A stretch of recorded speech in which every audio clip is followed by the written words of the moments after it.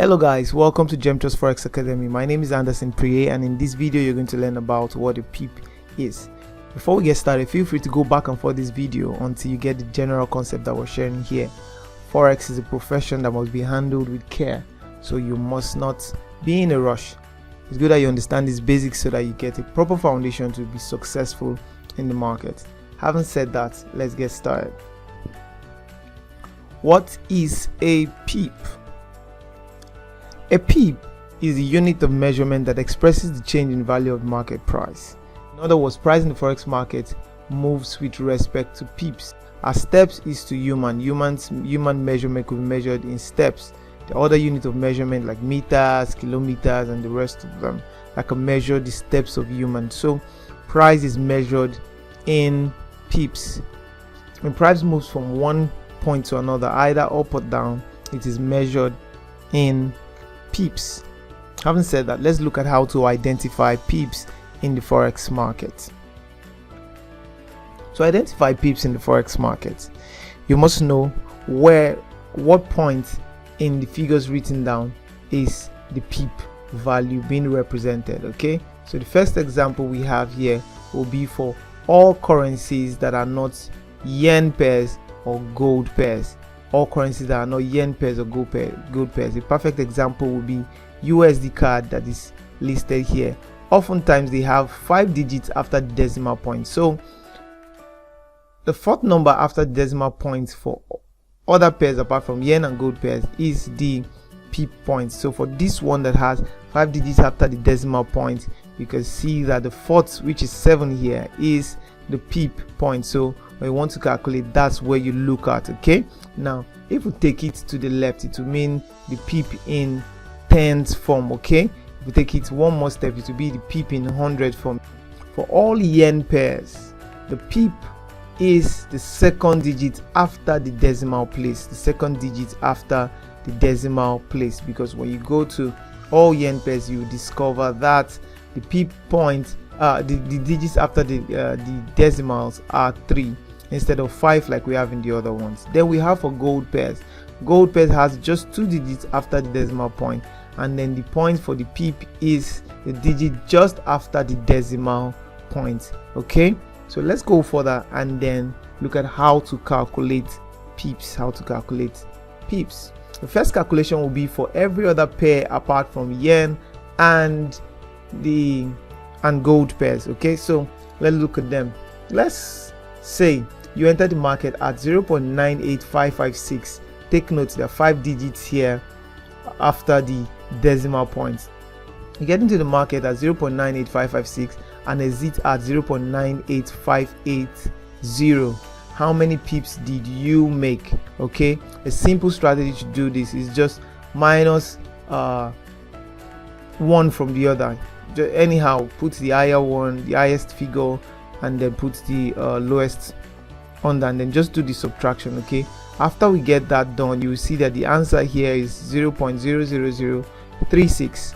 What you do afterwards is divide the answer you get by 0.0001. okay, 3 zeros after the decimal, then 1. Once you do that division, you're going to get the exact pips. Okay, so you could see 36 was what we got initially when we did that subtraction. Okay, when you divide by 0.0001, you get 3.6 pips. It is important that I mention that the fifth figure after the decimal is actually called a pipette, and pipettes are usually not too significant, so you could actually do without them. So we have 3 pips and 6 pipettes in this answer. I hope that you get that correctly. Let's look at another example for yen pairs. Okay, so let's say you enter the market at 165.205, and you exit at 164.222.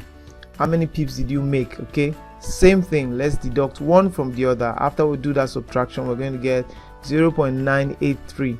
What you're going to do here is divide your answer by 0.01. Okay, so when you do that, you're going to get 98.3 pips. Take note of what you got here.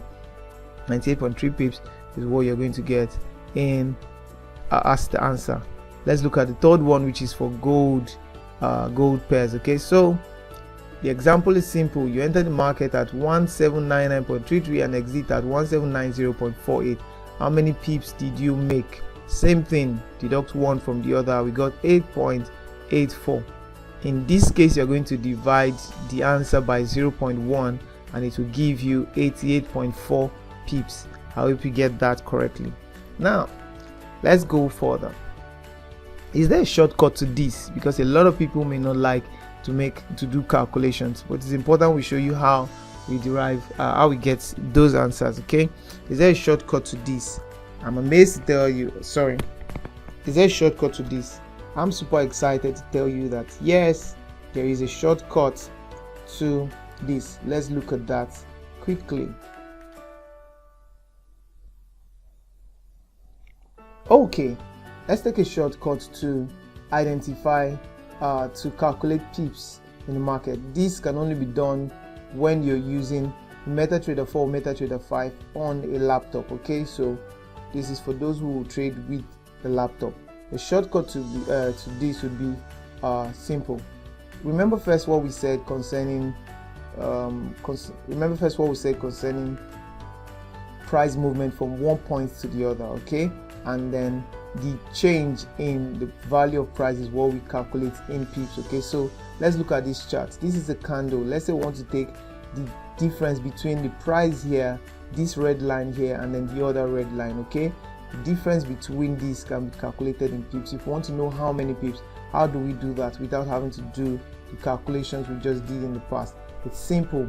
There's an icon here called crosshair. Okay, you can see like a cross. When you press on it, when you press it, it's like a cross. It comes down. When you take that crosshair, put it at the first point and then drag it down to the next point. Okay, drag it down to the next point. You will see some numbers appear underneath. The first one there is 3. Then you see a forward slash and you see 1150. See a forward slash and then the others in front. Now let me identify something.